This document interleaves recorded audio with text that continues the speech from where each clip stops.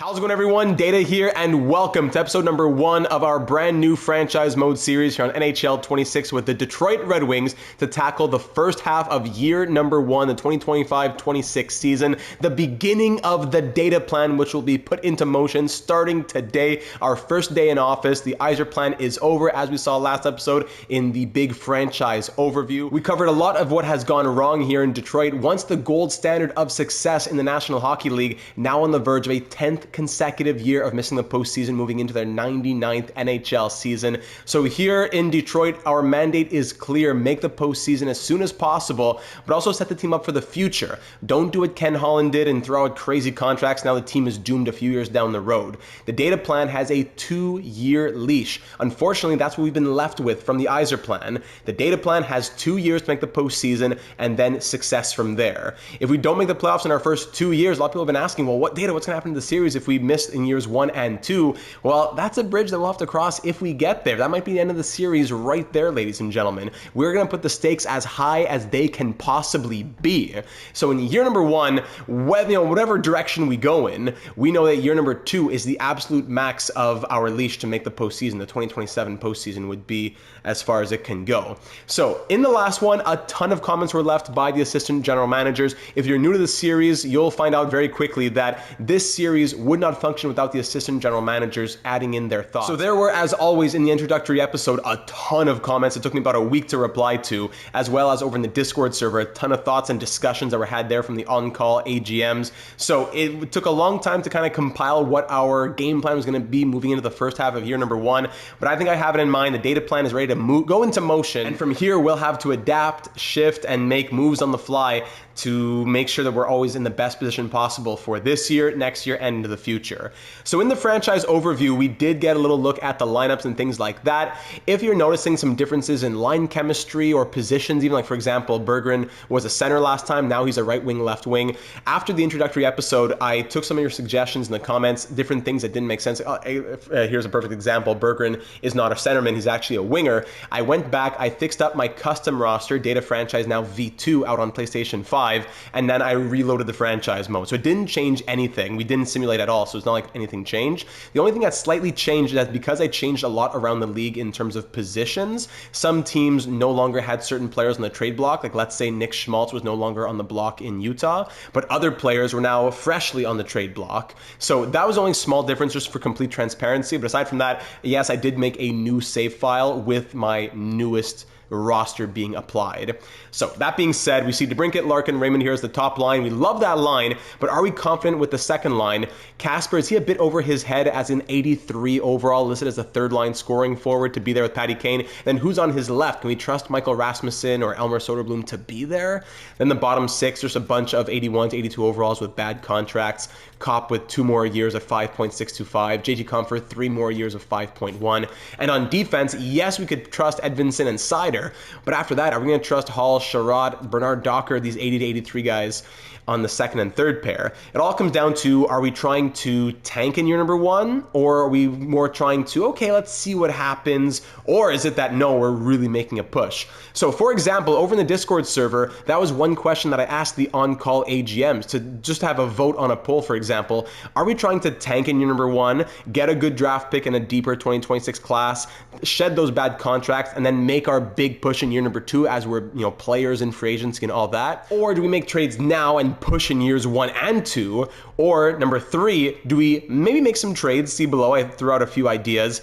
Play out the first half of year 1, then decide what direction we're going in after that. So the votes were in favor of that third option. We could, and yes, we'll be making some trades, I'll tell you that right now. We spoke about Schmaltz, Evangelista, even Evander Kane, Luke Hughes, a lot of different options, and many more in the dozens and even hundreds of messages that followed. I don't think we can take over this team and just run it exactly the same as Steve Yzerman left it and just cross our fingers. I don't think we're in a position to overhaul the roster, but there are some changes that we could make according to players who are on the trade blocks, according to real world storylines that would make sense as well. And that would then allow us to play the first half of year number 1, figure out what the identity of this team is going to be, and then moving into the second half, next episode, actually say, okay, yes, we have our eye on the postseason, or no, let's shift more towards shedding contracts. But at the same time, do we rebuild in year one when our leash is only 2 years? In a normal franchise mode, when you're thinking about a 5+ year trajectory, yeah, we could tank year one. But with only 2 years to play with, can we completely write off one of those seasons and completely bank on the next one? That's what I'm having trouble wrapping my head around. If it happens, it happens. I'm okay with that. The data plan has some leeway in that sense to say if the tank is going to happen, let's embrace it. But let's not necessarily plan for it before we even step foot on the ice.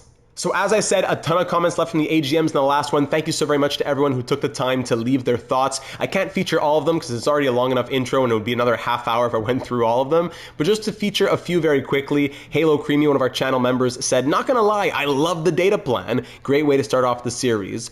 This team needs to upgrade at second line center and the defensive core. I'm willing to let Marco Kasper grow into the role, but he should be on a short leash. We also need to trade for a top pair defenseman ASAP, probably speaking on that left side to play with Moritz Seider." The Broads left a comment saying, "Data, long-time Wings fan here." That's exactly what we need. Long-time IRL Wings fans. Awesome. Thank you for being here. The way the contracts are set up in the Wings system, it looks like they're waiting on one more year for the youth movement to take effect.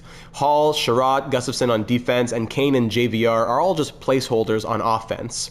The two big issues are the COP and Comfort contracts, as they likely are in the way of a lot of good middle six likely prospects. Can't wait to see what you do with them. Thank you very much for leaving those thoughts. And yes, that's the thing. We could run this year number one. I'm not saying we're going to dump every bad contract because that's going to be impossible when we're holding to realism. No one's going to be taking all these bad contracts out of Detroit. But if we could find the right moves to improve just a little bit, we wouldn't need to write off year one and wait for those contracts to expire. Yes, some of them will be like that, but if we could get rid of them in the right trades that can make us a little bit stronger for years 1 and 2, that would be preferable.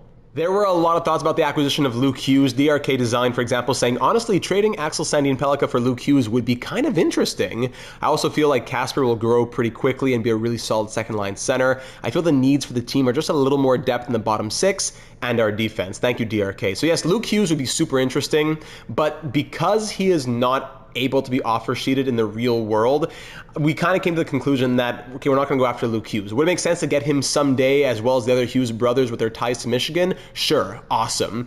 But because in the real world, Luke Hughes cannot receive an offer sheet, there's not as much pressure on the Devils to trade him as, let's say, Mason McTavish in Anaheim. Brian Michalak, one of our channel members, left a comment saying, "My thoughts. First, the intro is masterclass. Absolutely loved it. Thank you, my friend. Wasn't thrilled about the Detroit series, but this intro got me hyped for the data plan. Second, our defense seems to lack a true scoring defenseman. Now that could come in time with ASP, but a short-term option could be nice. Keep that in mind. Even if it's a third pair guy who plays power play kind of player, that would be good. It seems to be more of a pairing thing for me defensively, making sure we maximize the most out of the 3 pairings between offense/defense. Third, coincidentally, the third line. It's rough. I love Soderblom, but he isn't a third liner at this point. The third line also seems to lack an identity. Is it a checking line, a scoring line? Gotta make a decision on that and groom it accordingly. I really don't think this team needs much to succeed after addressing the goalie position this past offseason. I think Gibson can win us more games than he will lose us for sure. I would see if we can improve on both goalie coaches for sure. Honestly, I don't think we can. Already getting goalie specialists with like B+ or A teaching is rare to find, but we'll keep that in mind too. I also feel like we will need to make a decision between Kosa and Augustine soon. Both are great trade pieces to improve the team, so time will tell. Thank you, Mr. Brian Michalak. There were also some comments that spoke about Luke Evangelista. Kyle Bloom left comments saying, "The Nashville player, Evangelista, would be the best target in my mind. Pair him up with Kasper on the second line, add a player in that age range, and could be a fun storyline to follow." AGS World also said, "I think you should take a look at Evangelista. Could be a small package going back with maybe a prospect and a package of mid-round picks." And to highlight just one more comment, we had a celebrity in the comments in the last one. Always Hockey, Zach Bell, who has almost 500,000 subscribers, over 600,000 followers on Instagram, left a comment saying, "Here for this series." Zach is a Red Wings fan if you follow any of his content, so I was floored to see his comments. Super excited to have him on board. Zach, if you're watching this one especially, thanks for being here. If you ever want to create a player named after yourself or something, just drop me a message, drop in the Discord server, we'll have a discussion. Awesome to have you here. Now let's get your Red Wings a Stanley Cup. So day one of the data plan, here we go, ladies and gentlemen, right before the beginning of the preseason, having digested all the AGM thoughts, plus putting in my own philosophy, which I mentioned at the start of this video, we will be making some trades here on day one. If this team still shows signs at the halfway point of not making the postseason, we can consider selling off a bit more. Maybe Patrick Kane waives his no trade clause, whatever else. Alex DeBrincat even perhaps being on a 2-year deal. We can explore resetting for year 2. I have no problem with doing that. But if we can be successful in year 1 and make the playoffs right away, thus extending our leash already moving into year 2, that would be ideal. I don't want to have to put all of our eggs in the year 2 basket. If it comes down to that, then hey, that's what happens. So to start things off, the official first trade of the data plan, I think it's the one that's the most probably obvious according to most of the AGMs who are leaving comments, and that would be to take a run at Luke Evangelista over in Nashville. Nashville has him on the block as well as an RFA at the moment. Let's get a match on the block. It's I don't know why it's squished into this RFA thing like this. He's an 82 overall with medium top 6 potential at 23 years of age. The former second round pick in 2020 just had a 32-point season in 68 games with the Predators, playing 1352 of ice time. So he might be a third liner for us, but he could definitely be a middle sixer. Maybe he sees second line time. He'll see power play time, and he'll have a contract. We're willing to commit to him on whatever deal we could do. Probably 3 years if he stays as an RFA. But Luke Evangelista, who currently is having contract trouble in the real world with the Predators, could most certainly be a guy that we target and put into the third line instead of having like an 80, 81 overall. Or a guy that I want to send back to the Predators, a guy like Jonathan Berggren. So Berggren at the moment, 81 at 25, with low top 6 potential, and at his age, he's not going to really grow from here. Second round pick in 2018. He's been a serviceable player, absolutely. 24 points last year in 75 games with the Red Wings, but I don't think he'll ever be above a 75 overall, and on an expiring contract, I don't think I feel very much commitment to Jonathan Berggren. So the Predators at least get a serviceable, young enough forward back for Evangelista, but I'm also going to give them a little bit more value here by giving them the player that Evangelista would probably be replacing in the lineup, and that's Mason Appleton. Appleton's on a good contract, 2 years at 2.9, very important for the Predators with their tight cap situation, Brady Shea, Jonathan Marchessault, Steven Stamkos, etc. He is coming off of a 22-point season in Winnipeg, 36th the year before. I think he would do well to fit into that bottom 6 in Nashville. Yeah, I could see that. He's not going to be someone wanting to get into the top 6 necessarily. He has the 3.5-star shooting, 86 and 85 shooting accuracies. This works, I think, for the Nashville Predators for an expiring RFA that they're trying to move. So Appleton and Berggren go to Nashville, and we could probably get a bit more value our way. I wonder if a fourth would work, Evangelista and a fourth for Berggren and Appleton. I doubt it, but yeah, rejected. Let's try the fifth. They have 2 fifths. Actually, they have 3 fifths. Okay, this makes a lot of sense. They can keep theirs, give us Edmonton's, since that makes sense to say that's probably the lowest of the fifths. So Berggren and Appleton going to Nashville for the RFA rights of Luke Evangelista and a 2026 5th round pick. Yes, they would do it. All right, thank you, Nashville. We believe this transaction will contribute to our success here in Nashville, so we are accepting your trade offer. Luke Evangelista, welcome to Detroit. And that is the first official move of the data plan. That is exciting. So we need to call him up. Is that what it is? No, we need to give a couple contracts. Let's just call these guys up, whatever. We'll do best lines. We'll take care of that later. So Luke Evangelista, welcome to Detroit. We just got to get him onto a contract now. Next, this is the larger move, and I don't make it lightly. We had a lot of discussion in the Discord server, literally like all of Friday, all of Saturday. We were going back and forth. Different AGMs were adding in their thoughts. And although I'm not totally sold on this player being like our savior, I don't think that's the expectation in acquiring him. I do think it makes a lot of sense story-wise. Would be someone who's here well beyond 1 or 2 seasons. That potential acquisition would be another RFA right now, and that's Mason McTavish over in Anaheim. Now, in-game, for some glitch reason, the Anaheim Ducks already have Mason McTavish signed to a 1-year league minimum contract. So if we get McTavish, I don't know, I still gotta, I've done some ideas of trades. I haven't actually done the trade yet. If we were to get Mason McTavish, we'd have to extend him ASAP. So yes, he's quote signed, but it's going to be with the expectation that we're going by the real world and he is not signed. He's skating with the Ottawa 67s. Contract talks don't look good in Anaheim. There have been rumors of Detroit talking to the Ducks as well. I'm willing to go after Mason McTavish here, who is an 85 overall, could play left wing or center, mediumly potential. He's listed as a power forward with those X factors as well. Quick release, no contest, 4.5-star shooting, could take faceoffs, go on the wing, whatever it might be. I would love to go after Mason McTavish and make him a top 6 guy for us because yes, we have guys who could play there. We could try Rasmussen, Soderblom, Evangelista, but getting an 85 overall into that top 6, Kane will be gone soon enough, etc. If DeBrincat's contract expires, I think Mason McTavish would be, again, not the answer, but part of the equation. So if we go and look at what this would cost for Mason McTavish, I did a little bit of pre-scouting. We definitely have to be sending some high picks over. In 2025, we don't have a second round pick. So if I'm looking at a first and a second at least, if that's the package Anaheim would want, I'd prefer to give the second from 2026 and then the first from 2027. That leaves us with no first and no second in 2027. Definitely not preferable, but I'd rather have our first in the deeper 2026 class, plus a year in which we don't know how good or bad we're going to be. So I'd rather keep our first this year. I'll give you our second as well as our first in 2027. The value is close, but yeah, the value isn't there for Mason McTavish. So this is where I think the Ducks would be wanting to take on one of our many top 6-ish prospects. Guys like Nate Danielson, Dower Nilsson, Bear, Beecher, Branson Nygaard, etc. So of all of these guys, I probably feel the least amount of attachment to Beecher, part of the reason why I can't probably say his name properly. 71 overall, medium top 6 potential at 21, third round pick in 2024. He might certainly be a good piece in the NHL. I'm not trading him away because I think he's not going to do anything. Kind of like a guy who's 72 at 23 as a medium top 4 defenseman. No, 71 at 21, medium top 6, there's room for growth. So if we were to throw Beecher into this deal, a first, a second, and a top 6 prospect for an expiring RFA, just an unsigned RFA, who you're having contract problems with. Not a lot of teams could take on Mason McTavish and then pay him, whatever, $8 million.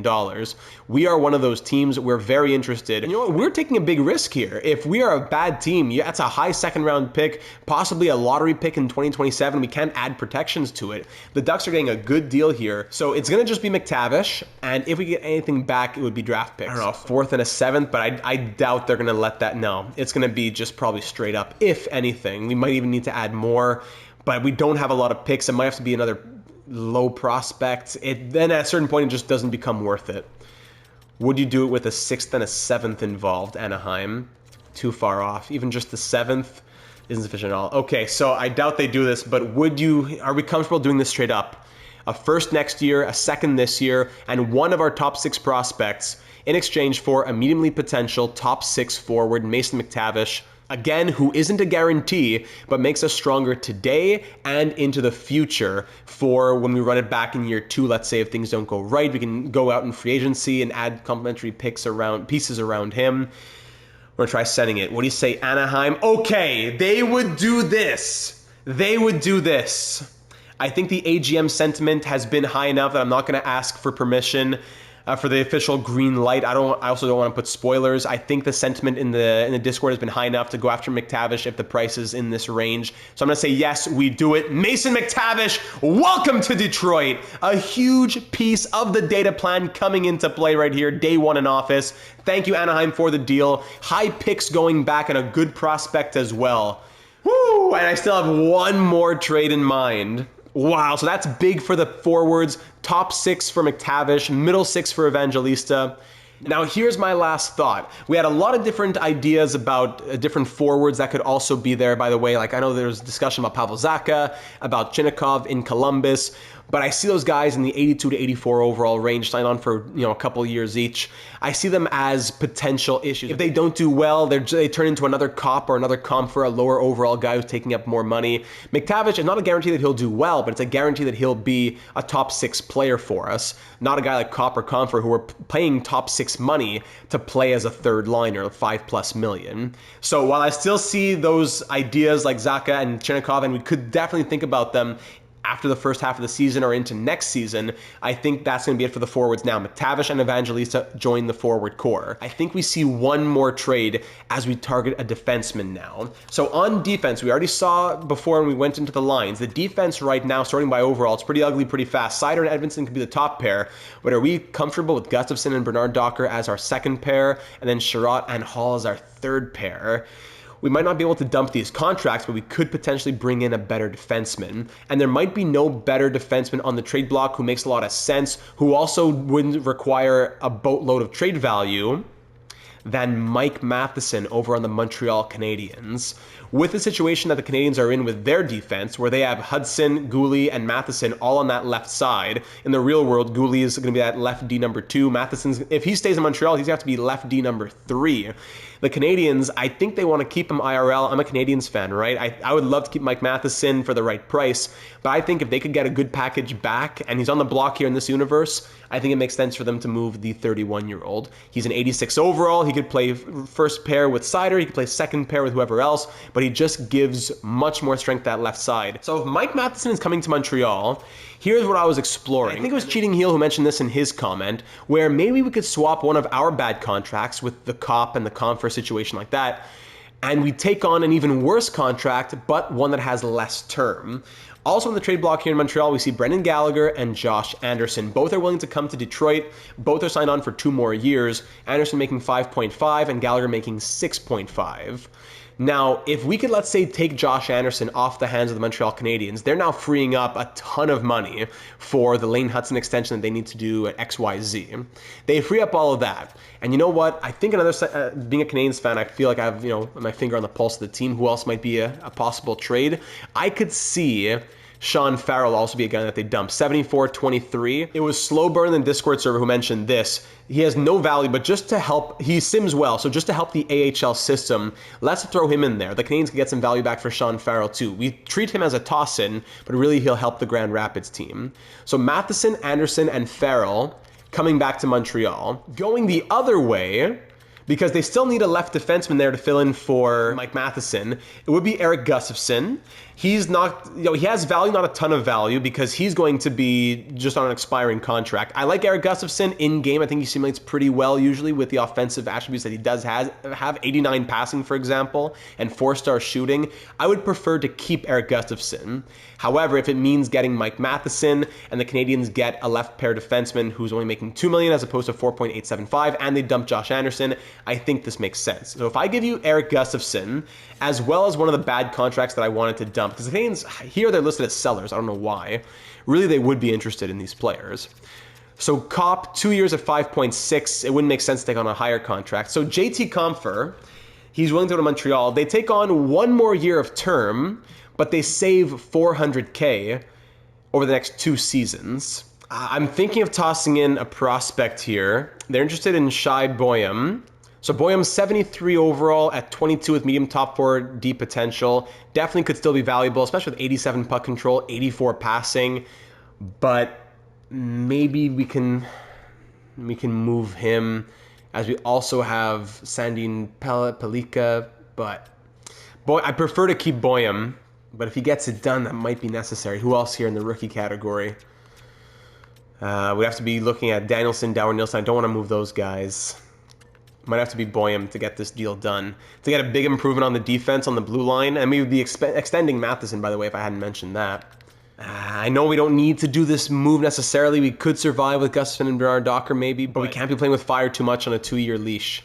So what if I give you that Edmonton 5th we just got, and I have one of my own Detroit 7ths, a 5th and a 7th to get this done. So basically this trade comes down to, here's Eric Gustafsson and Shai Boyum for Mike Matheson, where you're saving $2.875 million today, and into the future you get a good defensive prospect. We're going to swap Compher for Anderson so that you can free up $400K for the next 2 years. Then in the 3rd year, you're responsible for the 5.1, and then you're moving Sean Farrell for a 5th and a 7th, because this trade probably would go through without Farrell in there, just straight up for Boyum, Compher, and Gustafsson. Do I feel like, is this cheesing at all? Maybe I gotta make it 2/5. I don't want to overpay. Maybe some of you are saying, no, stop, send the trade. Or some of you are saying, no, add a 1/3 or something. That's why I can never please everybody. But I think this makes sense for the position the Canadians are in. They want to dump Anderson. They want to get value from Matheson. Farrell's just a toss-in for us to play him in the AHL, and honestly, he's not going to grow for the Canadians at 74-23. Let's just get him into Grand Rapids so he can be a good simulation player for us. You got a good deep prospect. Maybe I'm just over-talking now. Montreal, what do you say? Trade accepted. Thank you, Kent Hughes. Mike Matheson, welcome to Detroit. Oh, 3 moves of Dataplan have been complete. Matheson, McTavish, and Evangelista, the 3 newest Detroit Red Wings. Let me go ahead and fix the roster now, fix up the lines for what they might look like, and then we'll finally get into some simulation. Okay, so 2 things we got to do now. Of course, with the acquisition of Luke Evangelista, we need to get him signed to a contract so we can put him in the lineup. I forgot that. I can't show you the lineup before he's in the lineup. So, Mike Matheson, just curious, what would he be looking at as an extension? 3 by 6.6. I don't mind that at all. And I don't want to wait too long on this because if he starts doing very well in that top pair with all that ice time, he's going to want some big money very quickly. At 31, 3 years is not a bad contract. He also has some good organizational interest. So if we give him not a full no-move clause, but maybe year 1 I could see the full no-move clause. Actually, no, year 1 is next season, not this season. Now, we got to have flexibility. So I'm going to give you very, very good trade protection. We'll say 75%. So a 24-team no-trade list for all 3 seasons of your contract. Can we go down to 6.5, though? Maybe a little bit lower. Looks like maybe all the way to 6. 3 by 6. I'm going to try 3 by 6 on Mike Matheson. A nice little upgrade, what he's making right now at 4.8. The Canadians probably wouldn't be able to afford a third pair defenseman at 3.6, right? So 3 by 6 on Mike Matheson. Let's see what he says to that, as we have $28 million in cap space right now. Keep that in mind because we want to be big players in free agency. So 3 by 6 on Mike Matheson. Think about that. Mason McTavish now.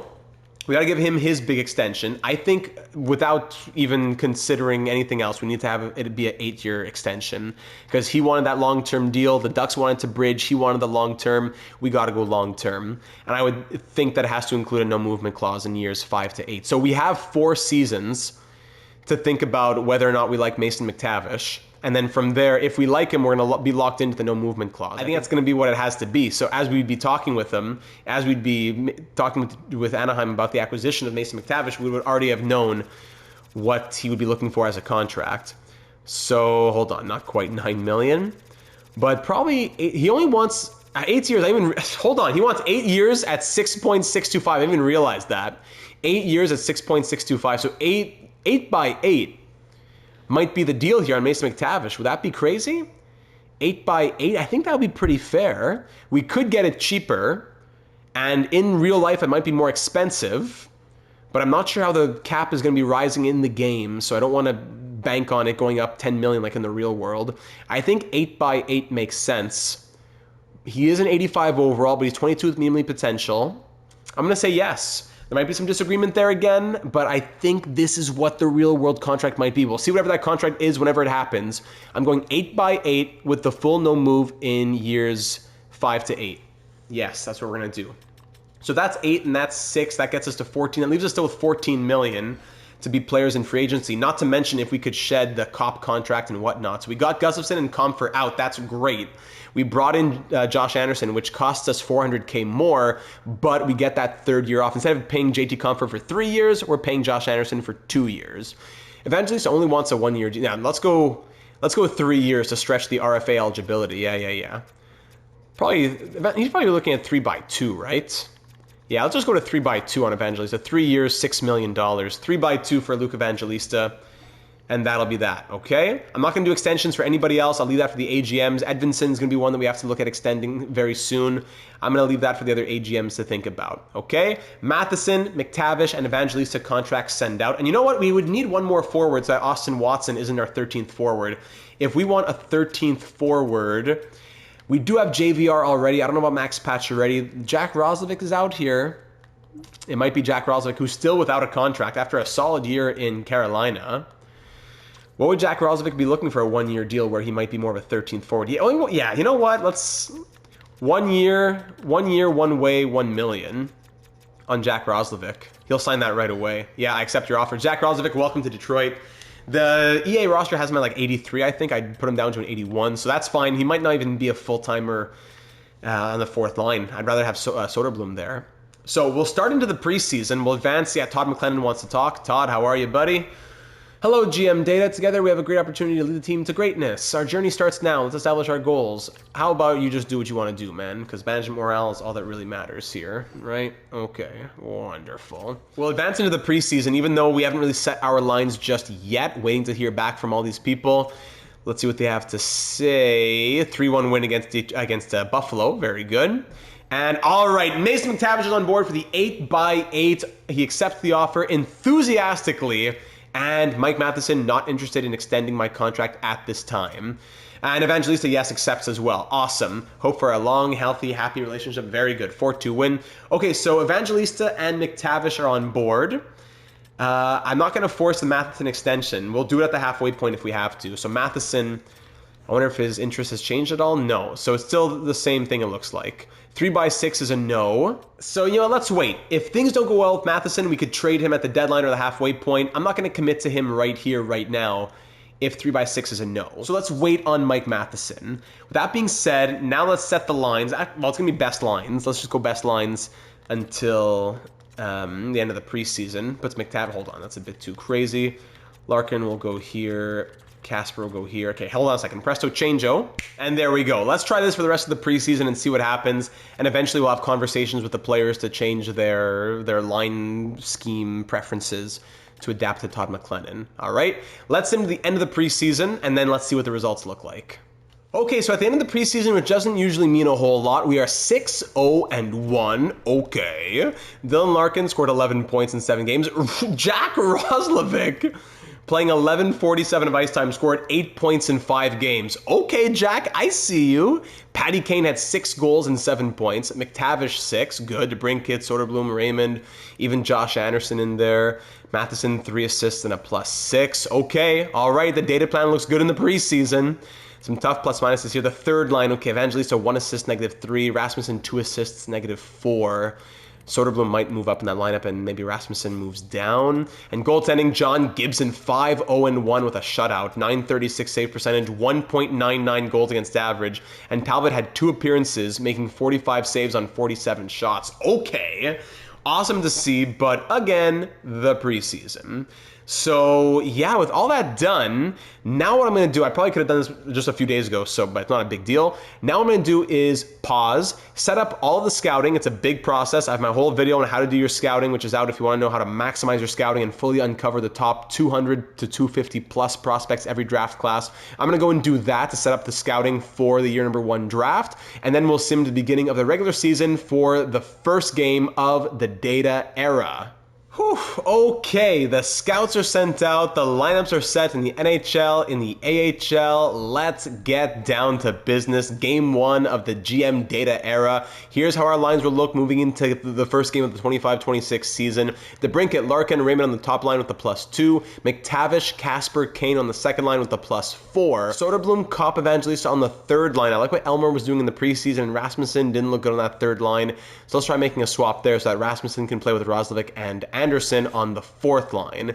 On defense, Matheson, Sider first pair, Edmondson, Bernard Docker second pair, and an ugly Sherratt Hall third pair. Goaltending, Gibson starting, Talbot backing up, and down in the AHL, doing my best with the lineup, but not easy, trying to make things maximized over there. Also, before we get started, I can try and change some of the player preferences with scheme fits and all that. I think that makes perfect sense, especially for players who have been here a little bit longer. So DeBrincat, I'm going to ask him to adapt. I'm going to ask Larkin. The top line, DeBrincat, Larkin, Raymond, I'm going to ask them all to adapt. It won't be a guarantee. And probably Evangelista to the third line. I'll ask him to adapt since he'll be there at least probably for a little bit. For the power play, unit number 1 is the +5, but unit number 2 has just the +1. Okay, still doable. And for the penalty kill, I'm going to try playing around with the units looking like this. Unit 1, Kopp and Soderblom. Second being Larkin and Evangelista. Third being Casper and Roslovic. So let's try player conversations before the first game gets started. Scheme fit is a no-go for Dylan Larkin. All right. Bye-bye. Raymond is yes. Wonderful. Let's go line 1. It's always convincing. So, all right. It's not always 100%, but it's convincing. DeBrincat, line 1, what do you say? Thank you very much. All right. These are all team players. The captain says no, but everyone else says yes. That's good. And finally, for Mr. Evangelista, he says yes as well. Great, line 3. So we were 3 for 4. Very good. We'll take that. I don't want to go... I wouldn't call it cheese because I think you're just telling your player to adapt to the coach. That's why you have a coach, to tell the players what system to have. So now that gives us a +4 on line 1, but still just the even chemistry with the 0 on line 3. All right, well, we'll start with that, and if we want to make any more changes at the halfway point, we will do so. So game 1 of year 1 at home at Little Caesars Arena. We're hot, we're ready, hosting the Montreal Canadiens. The data plan has begun. McTavish, Matheson, Evangelista, and even Josh Anderson, all the newest Red Wings. Let's get started. First period ends 1-0, and Dylan Larkin has the lone goal. The captain starts things off, the minute 47 left in the period. Second period, 1-0 it remains. Our shots 25-23 for the Canadiens. Being outshot, but holding on to the 1-0 lead. And Lucas Raymond, there's that top line, making it 2-0 Red Wings here at home. The home opener after missing the playoffs last year for a 9th consecutive year. Our push starts now, and there's DeBrincat on the power play goal. Larkin, Raymond, and DeBrincat making it 3-0. John Gibson had a strong preseason. Hang on tight. There's Brendan Gallagher. Here it's old players against each other. Matheson against his old team. Final couple minutes, Andrew Kopp will add the empty netter, and we win 4-1. Being outshot 35-32. John Gibson stands tall. 34 saves for first star honors. DeBrincat and Larkin getting a goal and an assist apiece. And that's a great way to start the GM data era with a 4-1 victory. Now let's get to some calendar simulation. So the Canadiens were the home opener, plus we got to see Matheson against his old team. We host to welcome back JT Compher. Now let's go at least the first, let's do this, 10 games. So that's 5, 6, 7, 8, 9, 10 against the Blues. Here's going to be a good one. Against the Anaheim Ducks in Anaheim. Mason McTavish going back to his old team. All right, 5-3 loss against the Maple Leafs for the second game of the season. Then we get shut out 4-0. Oh, boy. Okay, hosting the Stanley Cup champion Panthers, we lose 6-3, and then the Lightning beat us 5-2. All right, so after winning the home opener, it's been a tough schedule. We've lost 5 in a row. Oh, all strong teams. Maple Leafs twice, Panthers, Lightning, and Oilers. Wow, we get shut out twice and lose 5 in a row after the home opener. Oh my goodness. Okay, so right away, let's see what's not working. Like, if the team wants to say, hey, we're a tanking team, then we'll let it be. But let's first see what can be done. Mason McTavish, 1 assist, -7 to start the year. Casper, 1 assist, -7. Kane, 1 assist, -8. Oh my goodness. Soderblom, Kopp, Evangelista, then nothing from the fourth line, not very much. Okay, so right away, let's make a change here. We were discussing the possibility of DeBrincat and Kane playing together, so let's try that. DeBrincat, Casper, Kane, being on the second line. First line, McTavish, Larkin, Raymond. Let's do that. The bottom 6 is going to be the bottom 6. On defense, Matheson, 1 goal, -5. Seider, 1 assist, -5. Edvinsson, -3. Bernard Docker, -5. Sherratt, Hall, -5. What can be done? What can you really do when things are that bad, right? So let's try. I know it's not going to be much better, but let's just mix things up and say, no, I'm actually going to spread it. Let's get Edvinsson and Seider reunited, and Matheson will play second pair. Okay, and John Gibson is actually he's doing his best. He's doing his best. So Cam Talbot is struggling a little bit. Let's go see this game, maybe with the slow sim, on the road at KeyBank Center. Let's go see the Buffalo Sabres with some changes to our lineup. It's not that all is lost if things don't go well, but we can see who's who and make more changes as is required. First period, 2-1, Rasmussen and Seider scoring for us. Second period, 3-2 goal apiece. Jack Quinn ties it, then Evangelista on the power play makes it 3-2 Red Wings. 1 goal lead at KeyBank Center. There's Jordan Greenway tying things up 3-3. Power play for the Sabres now, killed off, very good. And there's Dylan Larkin making it a 4-3 game. Thank you to the captain. 11 minutes to go with a 1-goal cushion on the road. Let's call it a night there, and thank you very much. 4-3 the final. We hang on for just our second win of the season, both of them coming in the slow sim. We need to win in the calendar now. So let's keep on going towards that game on the road against the Ducks. A bit, not an easy schedule, but easier than facing all the teams that we just did. A second... Whoa, hold on. The Maple Leafs. Yes. A very rare yes. They want to give me a second for Lagerson, who's a 7... He's good. He's a 78 overall. I think he's down in the AHL. 78, maybe even 79. Yeah. So they get a 7th D. We give them a 4th and a 7th, and we get back a 2nd. Yeah.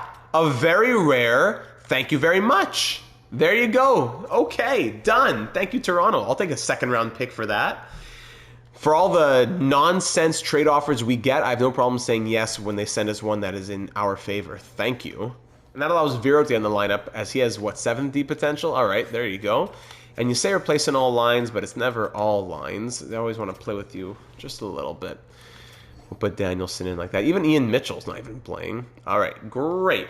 As we continue on to see, hold on, now it's going to glitch. AHL, NHL, that glitch is still around here. 2/3 for Talbot, a 4th and a 6th. That's tempting if we move Cam Talbot. So then we got to switch NHL, AHL, AHL, NHL. Okay, back-to-back shootout victories. We've now won 3 in a row. Awesome. Let's keep it rolling. We're 4-5-0. On the road against the Blues, little road trick, 3-2 loss, 3-1 win. Now here we are against the Ducks before then going to San Jose and Vegas. Here we go, Mason McTavish in Anaheim against his old team, the team that wouldn't sign him. Here we go. It's going to be a little revenge game. First period, 2-1. Roslovic and Kane scoring for us. Colangelo for the Ducks. Second period, 3-3. And you know what? I forgot. It's John Gibson against his old team as well. John Gibson back in Anaheim. So Gibson and McTavish were reunited. Troy Terry scores. It's actually Talbot playing, but he's in the building. Kane on the power play. Then Killorn ties it, 3-3. Shots 25-22 after 40. All tied up here in a big statement game on the road in Anaheim. Let's go, Mason McT. Where are you? Power play Ducks halfway through the third, killed off. Very good from the penalty killers. I wonder how the special teams are doing. Power play Red Wings, killed off by the Ducks as well. Will we see overtime? 53 seconds ago, yes we will. Shots and 37-35. I never go into the game. It is so hard to watch, but it's the first time of NHL 26, so you know what? Why not? Just to see, I don't mean to be cynical, but just to see how bad it pretty much is. It's on Superstar. It's 20-minute periods, so it's going to be the real 5 minutes. I'm just set to coach. Let's do it. All right, here we are at the Honda Center here in Anaheim. We have Raymond, Larkin, and Sider out. Here we go. Raymond skating in and just gives it away. Hold on. No, gives it away to Trouba. Big hit. Trouba to Terry. Coming in against Sider. Windmill over nobody. It's a classic. That's a little redirection to the corner. Trouba, big slap shot. Talbot makes the save. Sider almost kicks it into his own net. Very good. Larkin, hold on. Here's space. Oh, wait. Bets in. Here we go. Bets in. Oh, wait. Let's go. Larkin to Raymond. Scores! Lugard Raymond. Yes, sir. All right. We'll take the OT victory in Anaheim. Mason McTavish gets the last laugh-ish for this one. We'll take the dub in overtime. Thank you very much. John Gibson as well on the bench. Didn't do much, but it was a moral victory. Lucas Raymond, Ice Q, Edge. Oh yeah, get all those sponsorships in. There you go. Had space. Great pass, and then a snipe from Lucas Raymond. Bing, bang, bong. Okay, so we're 6-6 through 12 games. Let's get to 15 games. Why not? So we'll do the last 3, and then we'll be ready for the game against Chicago. Let's see now on the road against the Sharks, the Golden Knights. And see, then you get offers like this. Can we have a 3rd? I'll give you a 4th and a 5th. You give us a 3rd and a player. Like, what are you talking about? San Jose, Vegas, and then at home against the Rangers. 4-3 loss, 6-3 loss, and then against the Rangers, a 4-2 win. And we're 7-8-0 through 15 games. How are things looking? What can be done here? So Dylan Larkin, 16-15, Raymond point per game. Love that. DeBrincat and Casper both have 11 points, but Casper -4. Kane 9 points. Evangelista -9. McTavish 6 points, -8. Oh my goodness. Mason McTavish, come on. Game logs since we put him on the first line. Back-to-back 2-point games. That's nice. So before that, he had 2 points in 13 games. Oh my goodness. Edvinsson, Sider 5 points, -5. Roslovic, Elmer, Soderblom, -9. Wow. Matheson, -2. Not horrible. Sherratt, -9. Hall, -8. And then it's Cam Talbot. We can't trust Cam Talbot to start anymore. So I'm going to turn auto goalie rotate off, as well as mixing up the lines a little bit here. So Marco Casper, he's been good, but maybe like, what philosophy do we take here? That he's been so good that let's play him on the 3rd line? Like, maybe McTavish centers short term. McTavish centers the 3rd line. Let's see. We had spoken about Rasmussen or Soderblom on the 1st line, just because of the size and what they can do. So let's go nuts. Soderblom, Larkin, Raymond, short-term experiment. Then DeBrincat, McTavish, Kane with a +5. Kopp with 79 faceoffs. So Casper, Kopp, Evangelista, who hasn't been good. Or maybe we go like this. Casper, Roslovic, Evangelista, Rasmussen, Kopp, Anderson. Defense, what can be done about the defense? Oh, yeah, that's ugly. So maybe Sherratt comes out. He's been the worst, right? 2 assists, -9, all those penalty minutes. So Sherratt comes out for Travis Hamonic. And let's just see what happens there. Hamonic can play third pair. And for the goaltending, Gibson, and maybe JVR can come into the lineup, actually. Forgot about that. JVR. Rasmussen, 3 points, -4. Anderson, 3 assists, -3. He hasn't been bad either. And Kopp, 2 points, -7 from Andrew Kopp. Still maybe too small of a sample size. Plus, I want to still be amenable to the idea of this is going to be a bad season. We get a good pick. I'm not trying to say that, oh, now I'm upset because we're not doing well.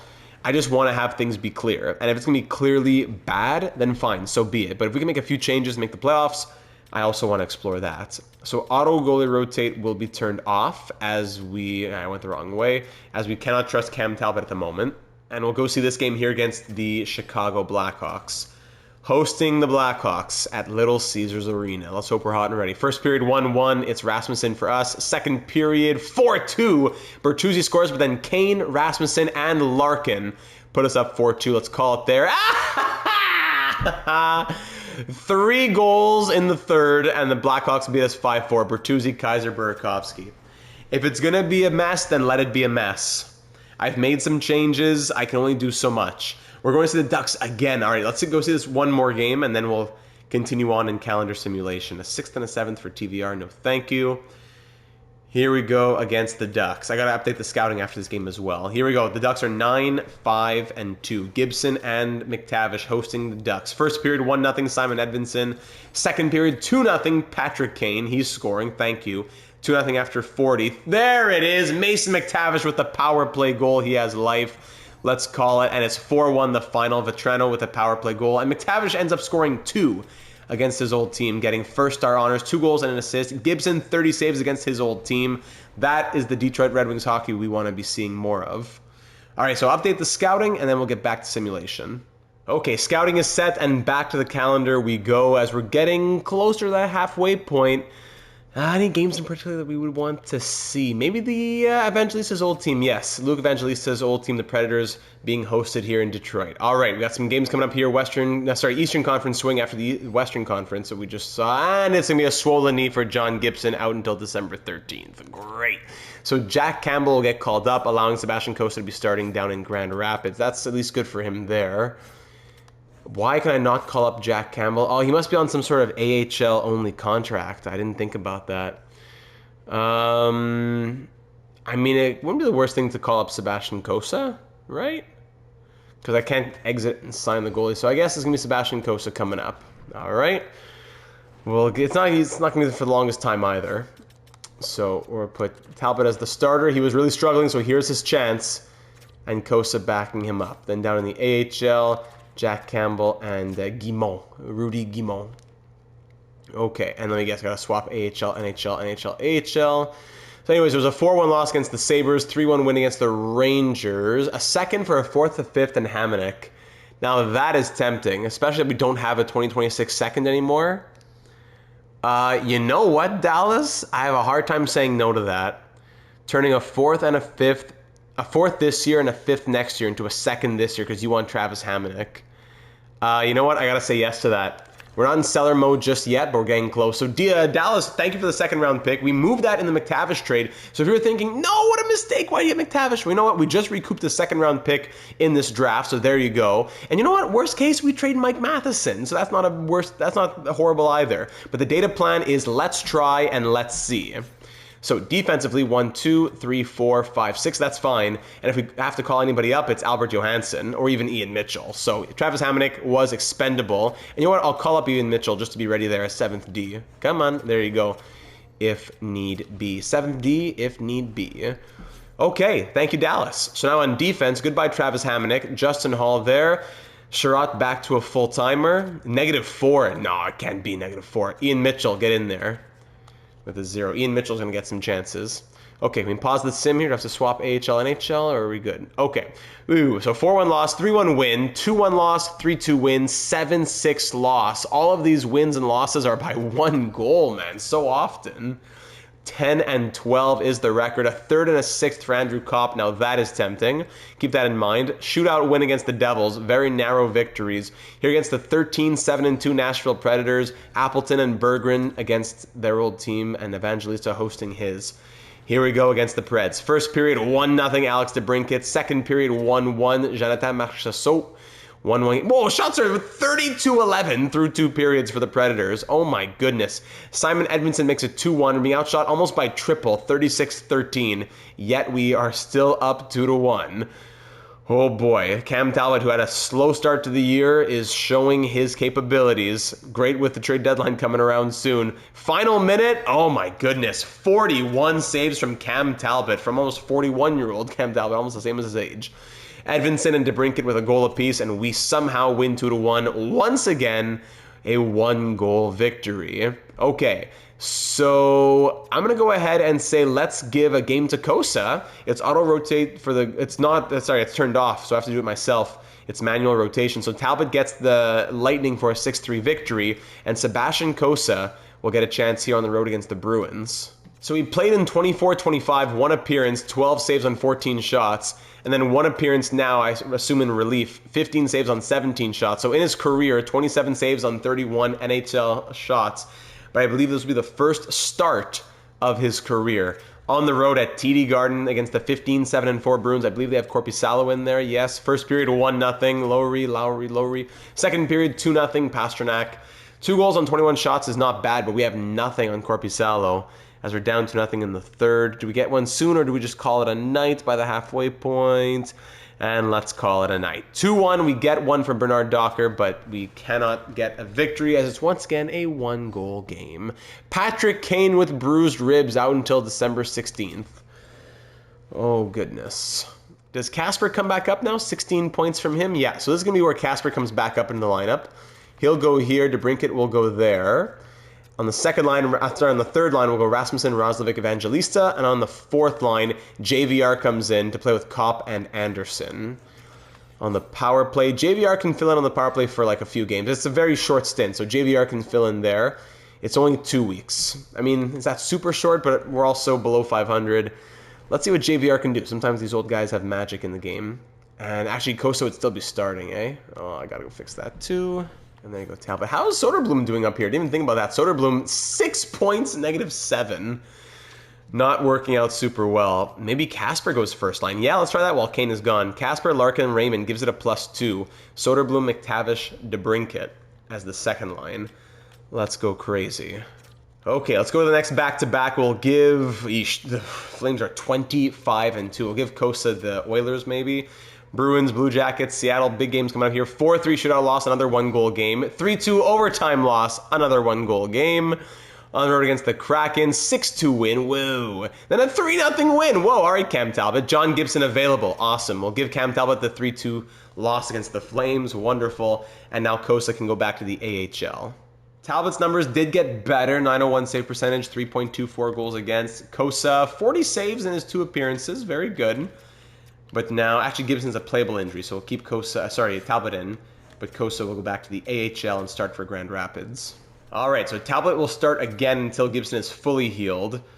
Was that 5-2 win against the Oilers? Very good. I believe the game against the Islanders will be when he's back. And now Patty Kane, it says available. Hold on, what? Yeah, it shouldn't be telling me. Oh, it's because, was it the roster last time? I don't want to hear about playable injuries. Don't speak to me about playable injuries. No interest in those. There you go. Fully healed only. Don't waste my time with that junk. All right, Blackhawks now. Talbot starting yet again here at United Center. Gibson is healthy to start against the Islanders. Good. 6-1 loss. Wonderful. Okay, John Gibson, it is your crease once again. Kane is healthy. Gibson's healthy. Let's get back to it. Okay, back to full health, and we're going to try keeping Casper on this top line. He's been doing pretty well, it seems like. Casper top line, DeBrincat, McTavish, Kane second line. Third line, like that. Now, JVR will stick. The guy scored 4 points in 7 games, so let's keep JVR on that fourth line with Kopp and Anderson. On defense, Hall's coming out. The guy is a -11 with 2 assists in 33 games. So Sherratt will come back to play with Ian Mitchell now.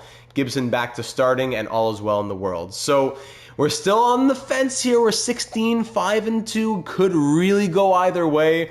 Let's go see the Islanders, the team that we just did in our NHL 25 series. What a great time that was on the island. Now we're hosting them for, there's Anthony Duclair, for Gibson and Kane's first game back. First period, 1-1. Alex DeBrincat scores on the power play. Second period, 3-2. Larkin, then Pajot, and Casper on that top line puts us ahead. Shots 27-22 in our favor through 40. Duclair scores his second. A power play goal ties this game. Power play Red Wings killed off, and we're all tied up with 12 minutes to go. Shots slightly in our favor. Duclair scores twice as like a 79 overall. Power play Islanders killed off. Into the final 5 minutes. Next one's likely the winner, or will we see overtime? 2 minutes to go against the Islanders, and we will see 3-on-3 action. Overtime now. Larkin, Raymond, and it's Marco Casper again. Shots end 36-34, and Marco Casper plays hero with 2 goals. First star honors for him, and now we are 2 games above 500. Once again, a 1-goal victory. So many games that could go either way. Maybe we should be better, maybe we should be worse. And that's now 34 games. So game 35 to get the halfway point. So 35, 36, 37, 38, 39, 40. Game 41 will be up against the Winnipeg Jets as we are almost into the month of January. Utah, we're hosting them, 3-2 win, 1-goal game. On the road against the Caps, we have a home and home against them. On the road, 5-1 loss, and then a home 2-1 loss. 6-3 win against the Stars. A third, basically, do you want a fantasy for a 7th? And I say no thank you. Hurricanes on the road. Can we get win number 20? Yes, there you go. Bernard Docker, injured foot. The head coach replaces only for a couple days here. 4-2 win. Okay, Bushnell moving good. Belschnickel hosting the Leafs 5-4 win. Noah Juleson on waivers. 77. No, we have Albert Johansson if we need to. And now here we go. Game number 41 against the Jets. We're 21-17-2. They're 14-8-5. So Justin Hall's replacing Bernard Docker for the next probably couple games, and then we'll be back to normal after that. All right, first period, 0. My apologies. Josh Anderson, Marco Casper, and Patty Kane, 3-0. 4-0 after 40 with Rozovic scoring a power play goal. Let's call it a night. 4-2 the final as Niederreiter and Perfetti get a couple. We get outshot 35-27, but Gibson stands tall with 33 saves, get first star honors, and we win 4-2 to now bring us, you know what, to a respectable record at the halfway point of 22-17-2, on pace to go 44, 34, and 4. Would that be enough for a wild card? I think so. So already I can kind of see the thoughts in the comments, like, okay, don't tank yet, but if things aren't going well in the next 15 to 20 games, let's sell at the deadline. Yeah, that's one idea. That is one idea. Raymond's leading the way in points. Let's see now, looking at the entire NHL, the Flames are 29-9-2 on pace for 58 wins. As we are sitting, where are we? Oh, sorry, past us, my apologies. We are sitting 12th in the NHL, okay. 12th in NHL, so goals for per game at 3 goals per game. Not the highest in the league, no. Right around the middle, a little closer to the bottom than the top. We're letting in more than we're scoring. 3.02 goals against is closer to the side that we don't want to be on. Yeah, 3.02. Our power play sits at 18.9%. 2, 3, 4, 5, 6, 7, 8, 9th in the league at 18.9%. Not bad at all. Penalty kill, okay, 85.6. If that is 8, 9, 10, 11th in the league. So the special teams have been okay. We're 7-3-0 in our last 10 games as well. Lucas Raymond now is leading the way through 41 games, on pace for 84 points on the year. It could be a career year from Lugard Raymond. Lucas with 42. Dylan Larkin on pace for point per game, 41 and 41. Thank you very much. And Alex DeBrincat on pace for 70. And you know what? Marco Casper, big resurgence in that second half of the first half of the second quarter. 31 points on pace for 62. All right. Now, Mason McTavish had a very slow start, but he does have 27 points in 41 games, which would put him on a 52-point pace. That would tie his career high that he put up last year, yes. If we do look at the game logs, like let's just say the last 10 games. Actually, Split Stats would tell us that, right? Yeah, last 10 games. 9 points in his last 10 games. So that's very interesting from McTavish. He's woken up more, kind of like Marco Casper has. Slow start, but I like what we're seeing here. Patrick Kane, 23 points in 34 games. He was injured for a bit, but yeah, he could probably be doing a bit better. Evangelista on pace for 40 points. He has 20 and 41 as a negative 10. I would want some more from Evangelista. Yes, it's better than the last, it'd be a career high to see 40 points. I want a little bit more from Luke Evangelista. Do we need to find more ice time for him? He's already playing power play, penalty kill. What could we do? Jack Roslovic, 12 goals and 19 points as a negative 11.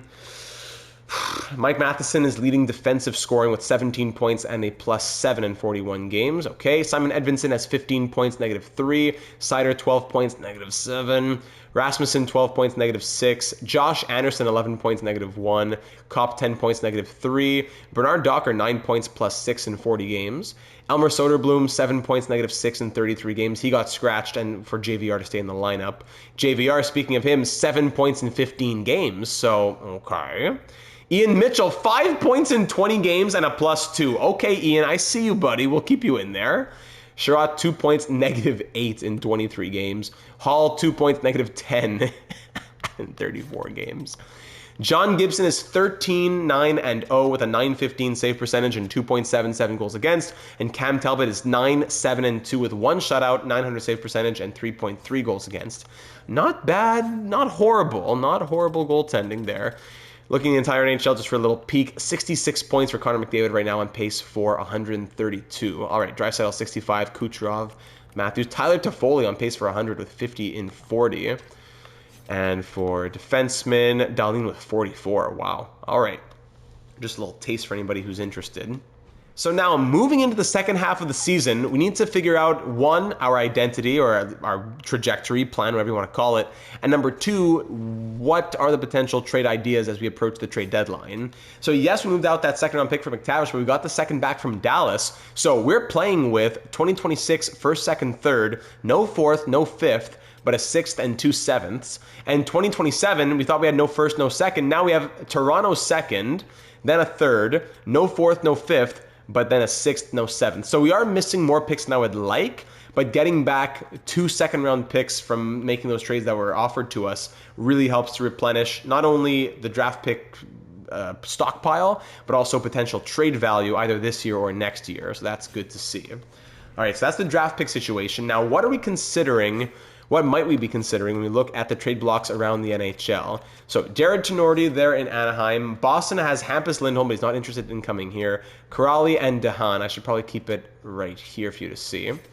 Buffalo, Danforth, Greenway. Calgary, Miromanov, Hanley. Carolina, Bradley Nadeau, Unger Sorum. Like maybe we approach these trades with a prospect orientation. I don't know, Corrado. Chicago, Lafferty, Glendening. Colorado, Brindley. Columbus has Boone Jenner. We were considering Boone Jenner at one point.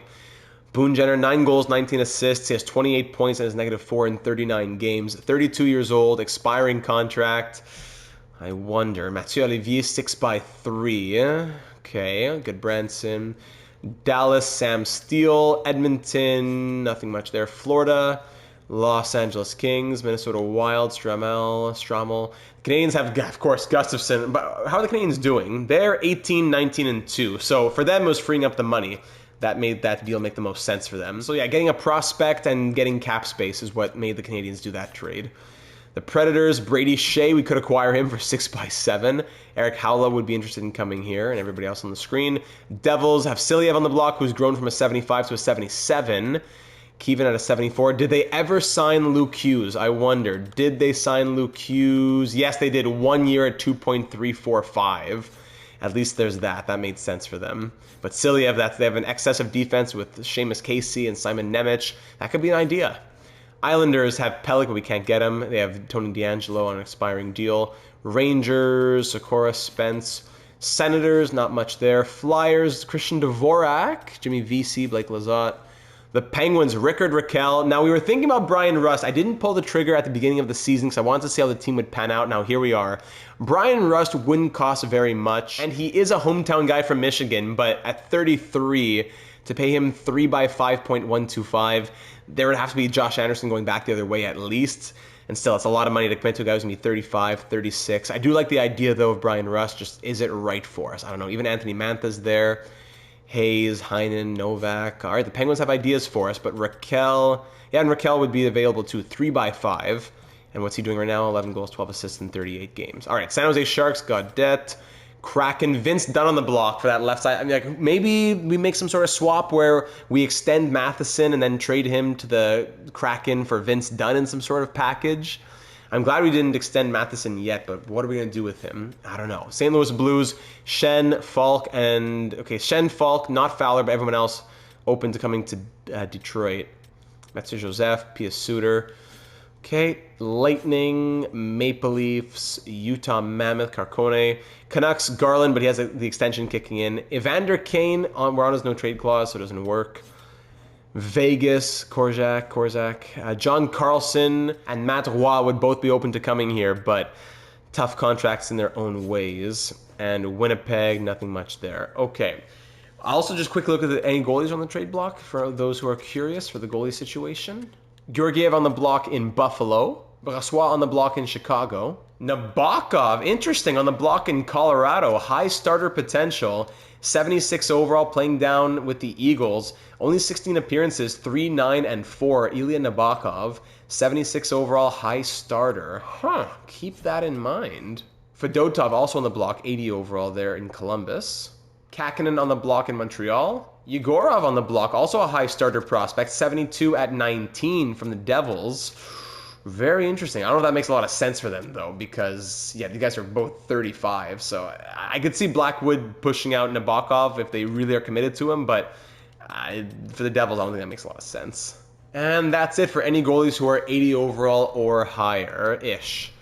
All right, so ladies and gentlemen, the data plan has begun. What are your thoughts on the moves so far? And what can be done for the moves to come? Trades, contract extensions. If you don't like a certain direction I've gone in, we haven't committed too far either way just yet. That's the perfect part about simming just the first half of the year. If we want to go down the road of the tank, Matheson gets traded, thanks for coming, didn't work out, okay. Or some trades to reinforce, let's make a push for the playoffs. It's still a possibility.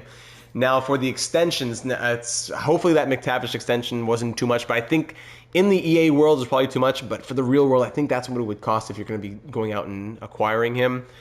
I'm going to sim just one more day to get to June 1st, January 1st, oh my goodness. And then that will allow us to see what Patrick Kane would want as an extension. So now looking at the possible extensions in Detroit. Yeah, so Patty Kane at $3 million would be wanting 6.9. Oh my goodness. Yeah, because he simulates quite well. Mike Matheson to stick around would be looking at 4x7 now. And he wants those clauses. So if we went no clause, that doesn't change, it doesn't change the interest at all. So he'd be wanting, I wanted to do 3 years though. Yeah, he really wants the 4 years now. So, Matheson, was it just a nice having you and now we try and make a deal with Vince Dunn? I wonder. Simon Edvinsson would be looking at 2x5. He was cheaper before, 3x5.7. Or do we go more 8 years and then he wants a lot there. Yeah, that's going to be difficult. Do we ask Kane to waive his no-trade clause? Are we going to commit over $10 million to Kane and Matheson? Or do we ask Kane to waive his no-trade clause, move him out now, move Matheson in some sort of deal for Dunn or not, whatever, and then have as much money as possible available to us once the 2026 free agency class comes out? Because that class, I don't know who's going to make it there, but it's a deep class. We look at the pending free agents, Nechas, Ovechkin. If we look just at the UFAs, Ovechkin, Nechas, Kempe, John Carlson, Malkin, Tuck, Zuccarello, Ekholm, Matheson there, right? Giroux, Schmaltz, Wallman, Trouba, McDonough, Laine, etc., etc., etc., etc.